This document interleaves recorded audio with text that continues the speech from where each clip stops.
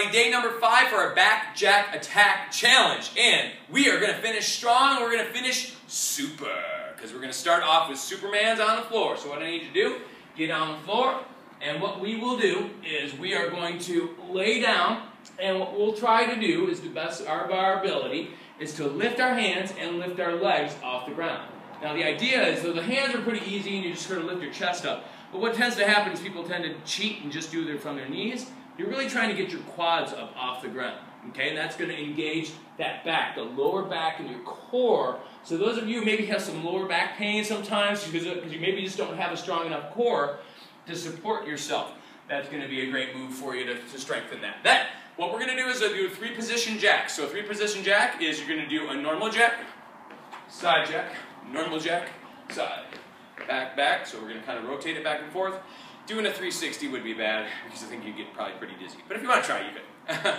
Anyway, what we're going to finally do is what's a hook, uppercut, sprawl, also known as burpee. What we'll do, so it's a hook, uppercut, bam, we sprawl down and back up. And what we're going to try to do this time, I didn't coach that yesterday, is I want you to try to get to land when you come back in, to land on your heels instead of landing on your toes. That's going to make your core engage that much more in order to get those legs up. If you can't do it, that's okay. And remember, you can always step out the burpee, no problem. Okay, we're going to begin. We got 3 minutes, and let's rock this. And of course, you always have the option. Do this exercise, set of exercises 3 times. Just rewind it. Do it 3 times for your advanced, 2 times for intermediate, 1 time for beginner. And we believe that this is going to help you make some great progress. All right, so here we go. In starting 3, 2, 1. Get on the floor. And we're up. All right, Superman. And there might be a surprise visit from another superhero that might come along here. So what you're going to do is try to breathe as best as you possibly can. And it's hard because, of course, all that weight is being pushed right on your abdomen, which wants to come out.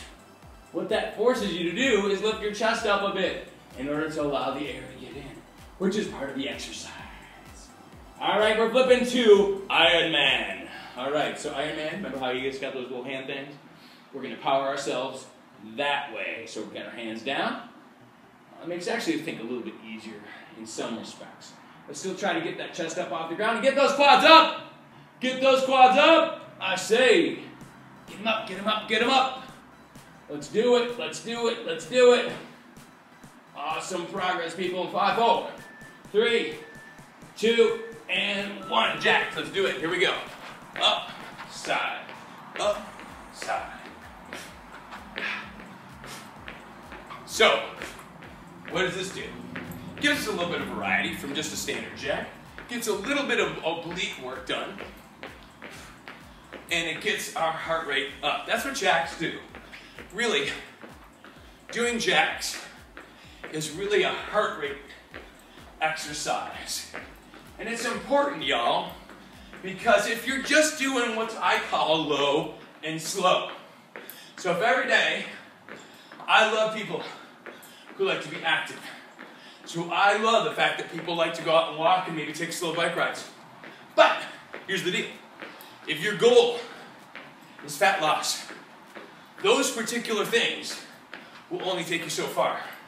Because really you're just exercising your heart.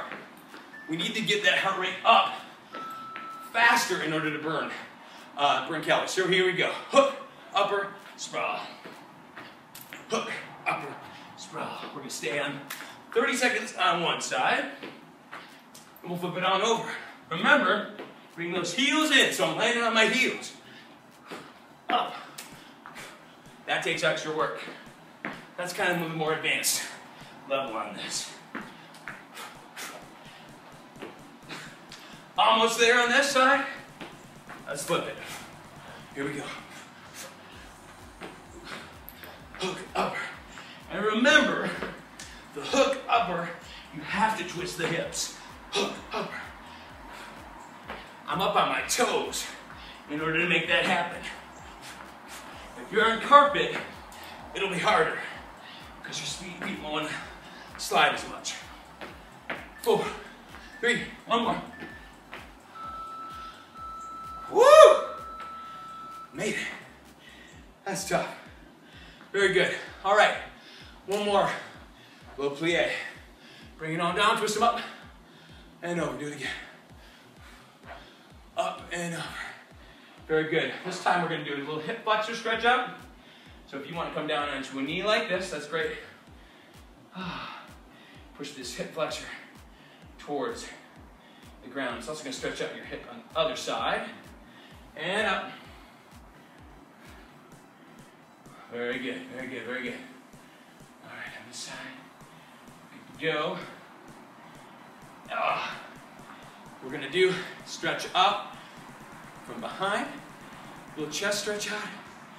So we went down in that position, and then I want us to roll our back. So what we're going to do, our hands, our elbows are going to come to our knees.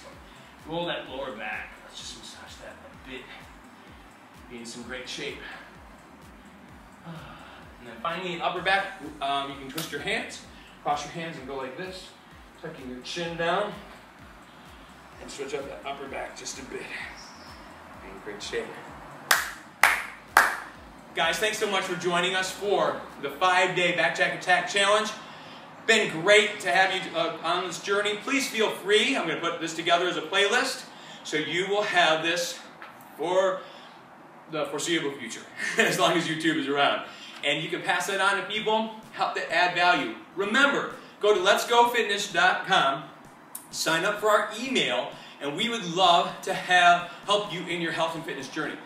Encourage you, give you tips, give you recipes, give you inspiration, and also challenges to give you next steps to move forward. Remember, our 6-day and 21-day challenges are great options, especially if you're looking to dial in your nutrition. Remember that the exercise portion is only about 20% of the equation. The other 80% is nutrition. If we nail that, you will make progress. And that's my story in that is really, I did P90X and Insanity, big workout programs for a full year. Made very little progress. But when I finally got my nutrition in line, particularly using a shake called Shakeology, it's a nutrition shake, meal replacement shake. It's not a diet shake, it's not a protein shake. It is a full-out meal replacement shake that I've been using for quite a while here, and it has provided a great basis for my nutrition in addition to good, clean, healthy eating. So we're not shake dependent, but we are filling in a lot of the cracks that we can get, particularly with the shake. So wanted you to know, give you some options on that. We'd love to have you join us on the journey, and thanks so much for joining us for this challenge. Keep it up. Let's go.